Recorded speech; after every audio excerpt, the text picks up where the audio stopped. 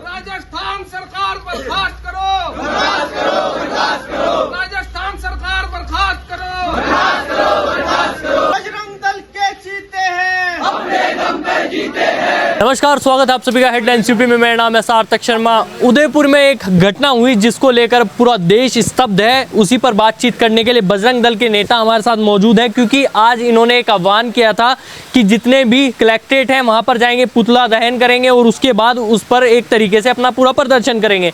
अब उनसे बातचीत करते हैं, इस पूरे मसले को कैसे देखते हैं आखिर, क्योंकि कहा जा रहा है ये राजनीति ढंग भी इसको दिया जा रहा है। अब उस पर बातचीत करते हैं। सर, कैसे देखते हैं इस पर, आप क्या कुछ कहना चाहेंगे? मैं शिव कुमार गौड़, नगर अध्यक्ष, विश्व हिंदू परिषद, बजरंग दल। बहुत ही शर्मनाक और बहुत ही निंदनीय घटना हुई है, जिसकी जितनी निंदा की जाए उतना कम है। बहुत ही कायरतापूर्ण एक्ट है ये जो इन लोगों ने किया है, और तालिबानी तरीके से ये हत्या की गई है, तो इसकी सज़ा भी तालिबानी तरीके से ही दी जानी चाहिए। हमारी मांग है ये। दूसरा, अगर सरकार चाहती है कि हिंदुओं में एक विश्वास उसके प्रति पैदा हो, तो उन्हें फास्ट ट्रैक कोर्ट में डालकर इस मुकदमे को 15 दिन के अंदर डिसाइड करके इन दोषियों को फांसी की सज़ा तुरंत देनी चाहिए। तब वो वापस विश्वास जो आज जो तितर बितर हो गया है, आज जो लोग आहत फील कर रहे हैं, जो लोग बहुत ही डरे हुए हैं, जो गुस्से में हैं, अगर उस क्रोध को शांत करना है तो इसे फास्ट ट्रैक कोर्ट में डाल के तुरंत इसका फैसला करा के इनको दोषियों को फांसी दें। तीसरी मांग हमारी ये है कि राजस्थान में इस तरह की घटनाएं लगातार बढ़ती जा रही हैं। वहाँ पे सरकार जो है अल्पसंख्यकों को खुश करने के लिए उनको फेवर करती है। इस वजह से रात दिन वहाँ पे आए दिन घटनाएं हो रही हैं। सरकार तुरंत, सेंट्रल गवर्नमेंट तुरंत उस सरकार को बर्खास्त करे और वहाँ गवर्नर शासन लागू करे। ये हमारी डिमांड है। अच्छा, आपने इतनी सारी चीज़ें बता दी। सबसे बड़ा सवाल अब ये उठ रहा है, कुछ लोगों का सोशल मीडिया पर कहना है कि गंगा जमनी जो तहजीब है उसको बर्बाद किया जा रहा है, उसको बर्बाद करने का काम कर रहे हैं कुछ हिंदू संगठन मिलके। नहीं, ऐसा बिल्कुल नहीं है। हम सिर्फ दोषियों के लिए सज़ा मांग रहे हैं। उन्होंने जिस ढंग से खुद मुसलमान संगठन जो हैं, मुस्लिम संगठन जो हैं, उसकी निंदा कर रहे हैं और सारा देश उसकी निंदा कर रहा है, सारा दुनिया जो पॉजिटिव सोच के बंदे हैं वो सारे उसकी निंदा कर रहे हैं। अगर किसी से कोई गलती हो गई है तो उसके दूसरे तरीके, कानूनी तरीके से निपटा जा सकता है। और अव्वल तो कोई गलती नहीं हुई इस बेचारे से, तो उसके बच्चे से एक पोस्ट हो गई थी। और अगर नुपुर शर्मा ने भी कुछ कहा है तो सिर्फ वही कहा है जो उनकी किताबों में लिखा हुआ है, उसके अलावा उसने कुछ नहीं कहा। उसके लिए इतनी धमकियाँ। अच्छा, एक छोटा सवाल, जैसे आपने नुपुर शर्मा की बात करी है, तो कुछ लोगों का कहना है कि नुपुर शर्मा को अगर जो पहले ही जेल कर लिया जाता, उनको पहले ही जेल पहुंचा दिया जाता, तो आज ये क्यों मरता कन्हैया लाल? केस जो है ऑलरेडी सुप्रीम कोर्ट में है। Let them decide. Supreme court उसको डिसाइड करेगा, क्योंकि उन्होंने ऐसा कुछ, आप किसी को भी ज़बरदस्ती या किसी के दबाव में जेल में नहीं डाल सकते। उसकी एक कानूनी प्रक्रिया है। उनके खिलाफ FIR दर्ज हो गई है। अगर वो दोषी पाए जाएंगे उनको जेल होगी।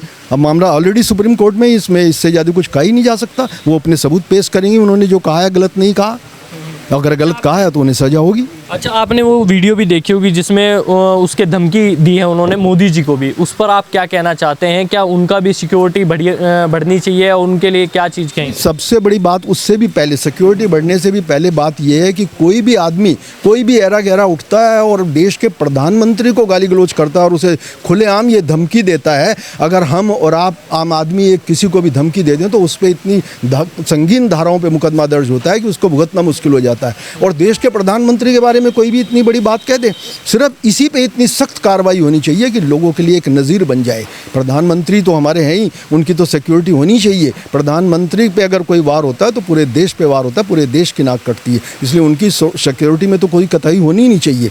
लेकिन जिस आदमी ने ये धमकी दी है उसको ऐसा पनिशमेंट होना चाहिए कि वो एक नज़ीर बने और दोबारा कोई प्रधानमंत्री के लिए ऐसे अपशब्दों का इस्तेमाल ना कर सके।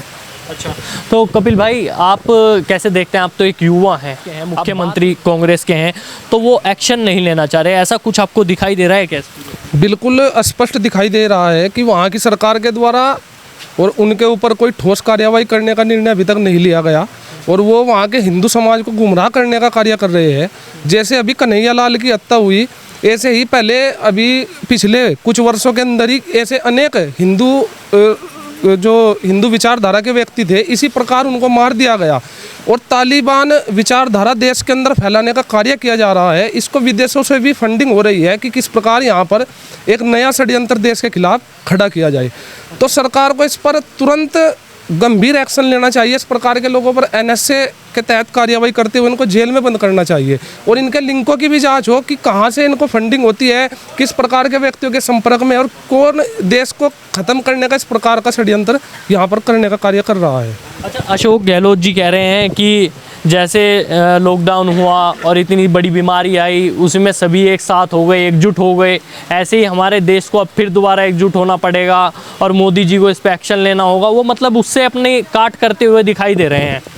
नहीं, सारा देश तो एकजुट है ही। जो कट्टर लोग हैं उनको झुकना पड़ेगा, उनको कट्टरता छोड़नी पड़ेगी। अगर उन्हें गंगा जमनी तहजीब चाहिए, गंगा जमनी प्यार चाहिए, तो उन्हें कट्टरपन छोड़ना पड़ेगा। हिंदू पहले ही बहुत दयाशील है, उदारवादी है, बहुत ही एकोमोडेट करता है हर धर्म को। हिंदू वालों के धर्म के बारे में, भगवान के बारे में कितने आपने देखे होंगे, वीडियो पड़ी रहते हैं, लेकिन उसके बावजूद भी किसी ने ये धमकी नहीं दी कि हम गला रेत देंगे, या किसी ने ऐसी हरकत नहीं की।